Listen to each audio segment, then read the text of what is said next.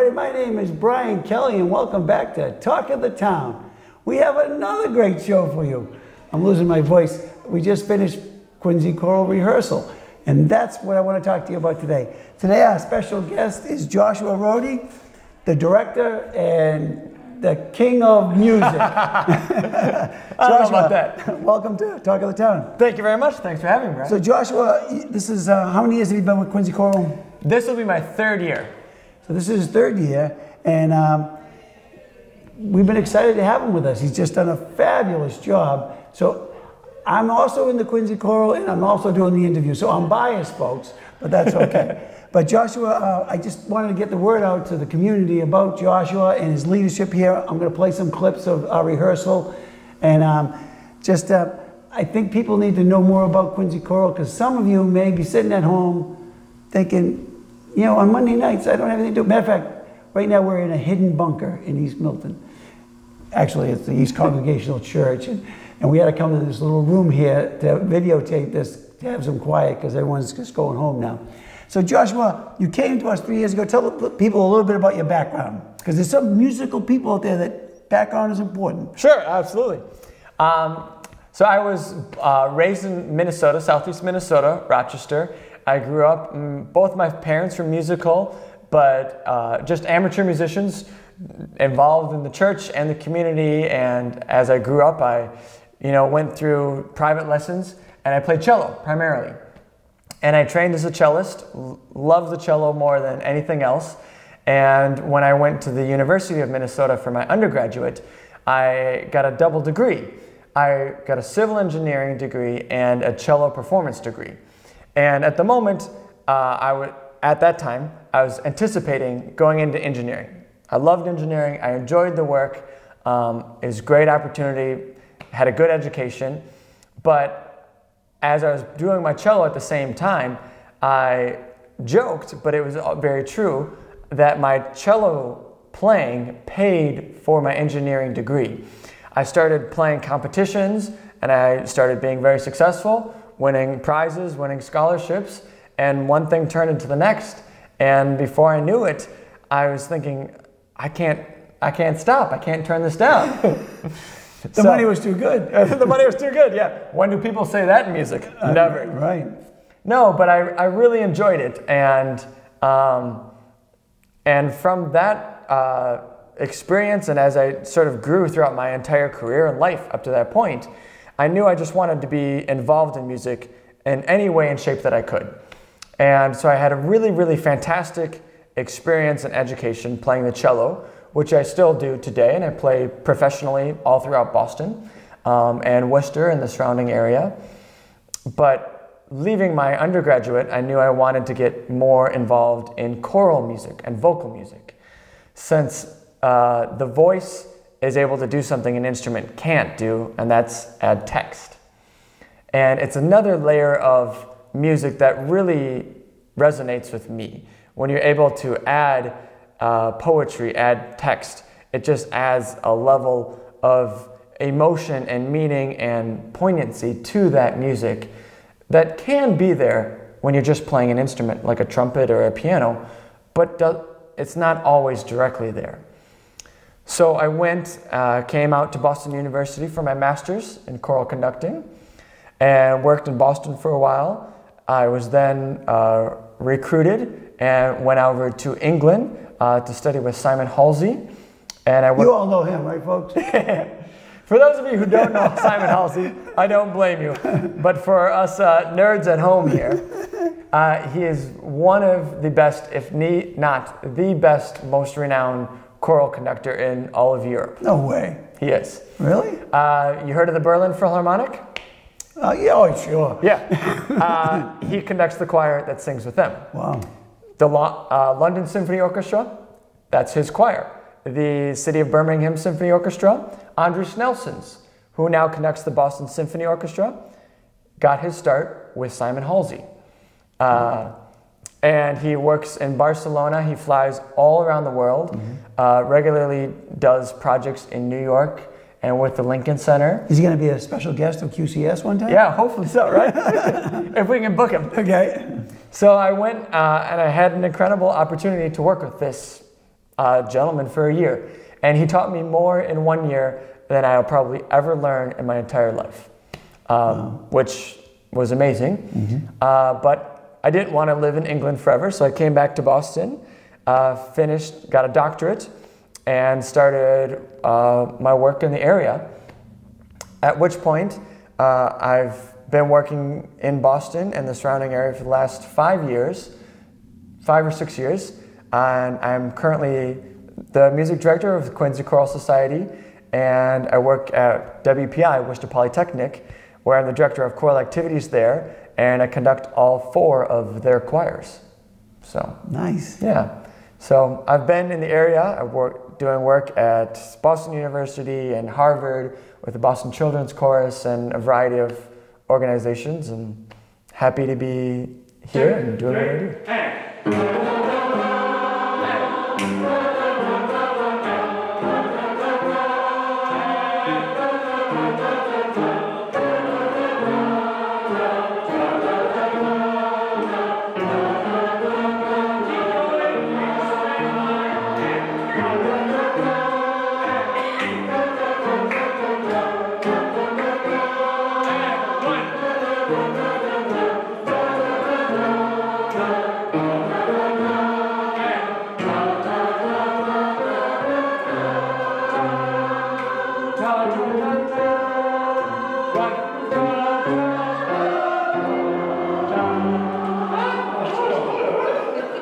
Folks, he's just amazing, not only at directing the choral part, but because of experience in the symphony orchestras and things, he can direct the musicians, and that's just an incredible talent. Oh, thank you. And so you know, and he's got a style. So tell the folks what makes your style, say, unique in your own way. Why should someone join our choral group and have you as our director? What gift do you bring to us? Aha.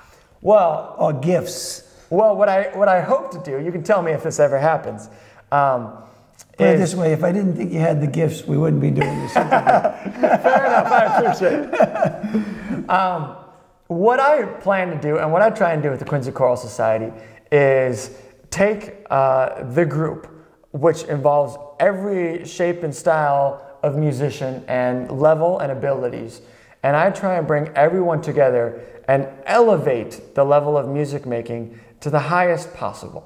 One of the things, like I said, when I was in England, studying with this, fantastic conductor, one of the things that he really instilled with me is that anybody can make high-level music. Doesn't make a difference if you've been training, to do this as a professional. Doesn't make a difference if you're an accountant and barely know how to read notes on a page. We can all make music together. And that's what I hope to do here. Our group, we have 80 voice and choir. We meet once a week on Monday nights, and we have people that are really great, talented. They work as music teachers. They've been singing their entire lives, and they're sitting right next to somebody Like me. like Brian. No, I tease. No, it's true. But you sit right next to people who all they see is if the notes go up or down, and they try and keep up. And we work together, and we figure it out, and nobody's better than anybody else.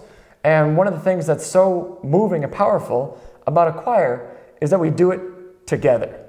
And it's not about who can sing the high notes or the low notes or who can sing better than anybody else, because we work together. And I love that aspect of music making, and that's one of the things I think is really special about the Quincy Choral Society. Makes sense, yeah? Elvis, I feel bad, but why don't you join us, yeah? Might as well. So can we everybody, all 4 parts, read the 10th line only, so no harmony, and then when we get to measure 26, read the soprano line, and we'll keep going, okay? One more time on ta, and then we'll add text. Here you go. And can you notice it's ta ta ta ta, breath, ba da da da. Second time, ta da da da da da da da. Yeah? And since it's different, make sure that you show off that you're not breathing and crescendo. Yeah? Yes. Yeah? Yeah. Here you go. 1, 2, pause, and.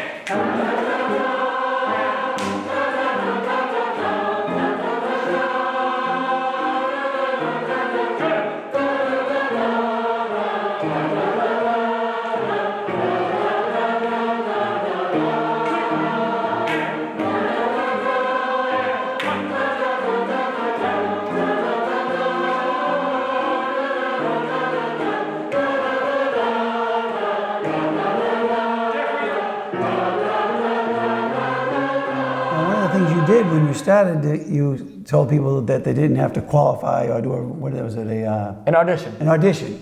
Exactly.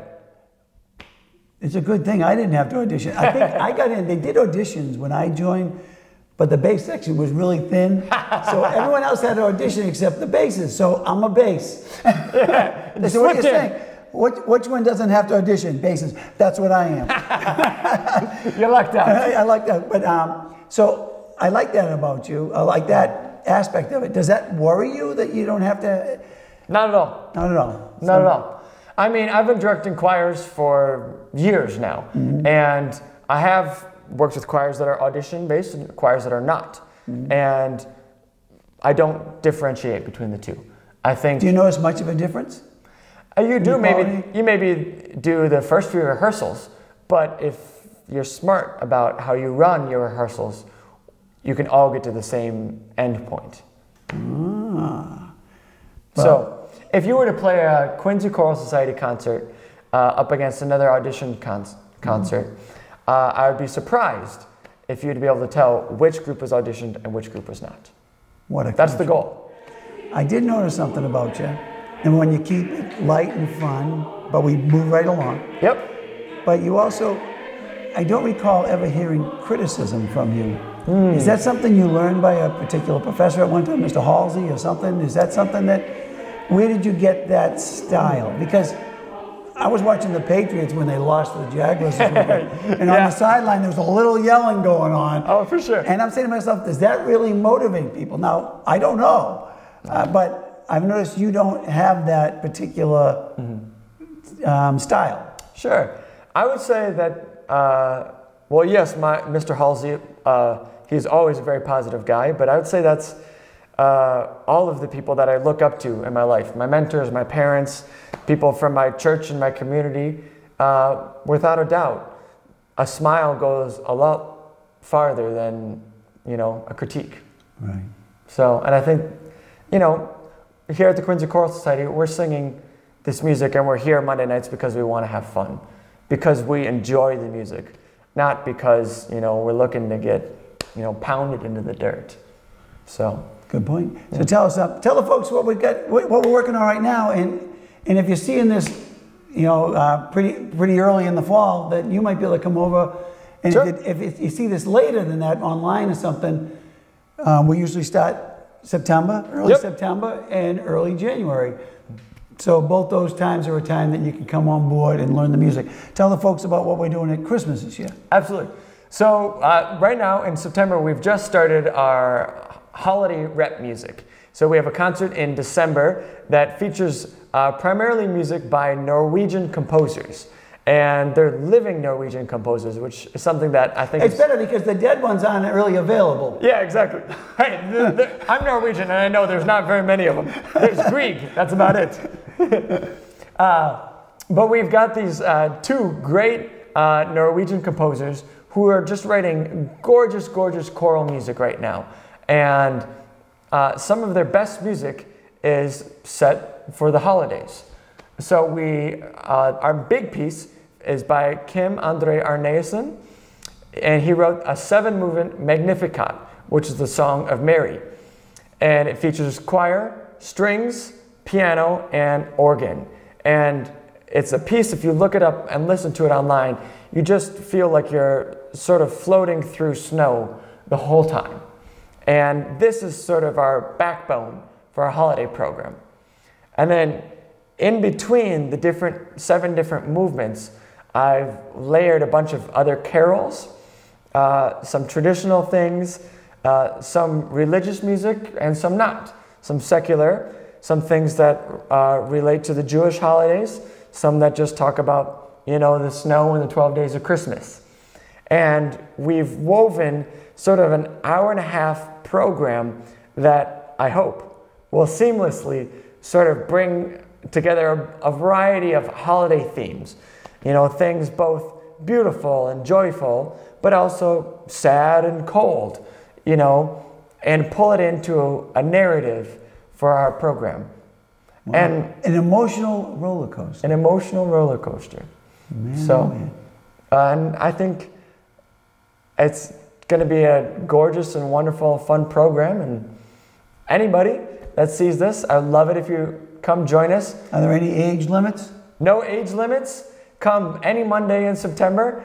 You can show up, no commitment. We're happy to pass out some music, let you give it a try. But so far we've had, I think, 8 or 9 new people join this event. Yep. And all of them came back, so we have a good track record. So we'd love to pick up a couple more. Excellent. You don't have to just say you're a bass.